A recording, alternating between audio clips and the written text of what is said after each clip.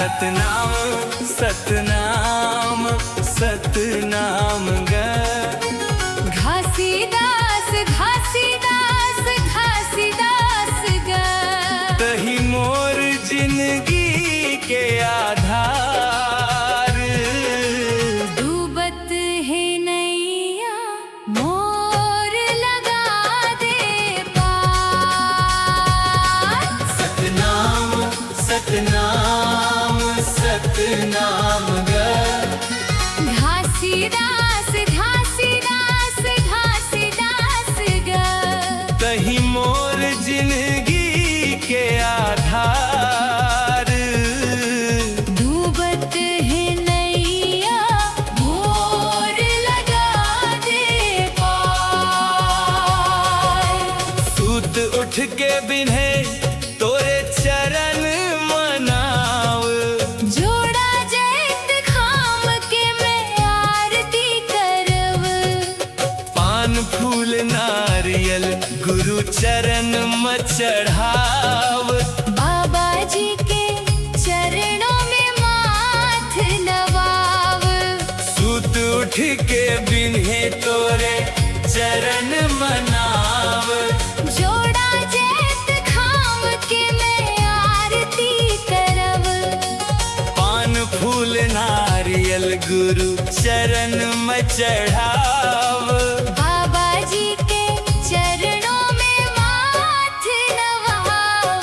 सतनाम सतनाम सतनाम ग घासीदास घासीदास घासीदास ग तही मोर जिंदगी के आधार।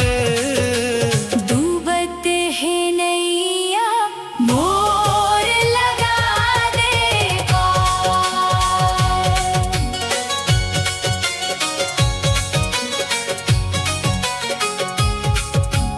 गिरौदपुरी धाम में बाबा ज्ञान के ज्योति जलाए।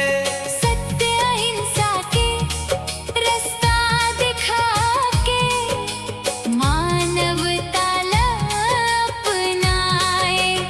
ऊंच नीच के भेद मिटाए सबला एक बताए। सतनाम के पावन बोली जन जन तक पहुँचाए।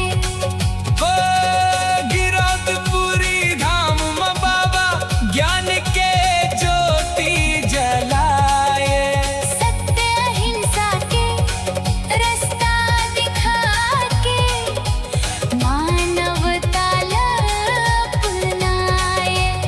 ऊंच नीच के भेद मिटाए सबला एक बताए। सतनाम के पावन बोली जन जन तक पहुँचाए।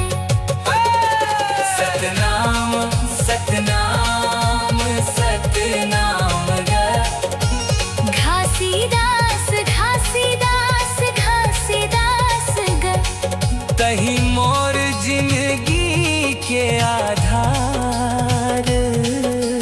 डूबत है नैया मोर लगा दे पार। आरती उतारन बाबा के दीप जलावन आज। सतनाम के महिमा गावत भर जाते मन मसाज। जय गुरु बाबा घासीदास करव सबो जयकार। सतनाम के पावन रास्ता करथे भव पार। आरती उतारन बाबा के दीप जलावन आज। सतनाम के महिमा गावत भर जाते मन मसाज। जय गुरु बाबा घासीदास करव सबो जयकार। सतनाम के पावन रास्ता करथे भव पार। सतनाम सतनाम सतनाम जी। घासीदास घासीदास घासीदास जी। कहीं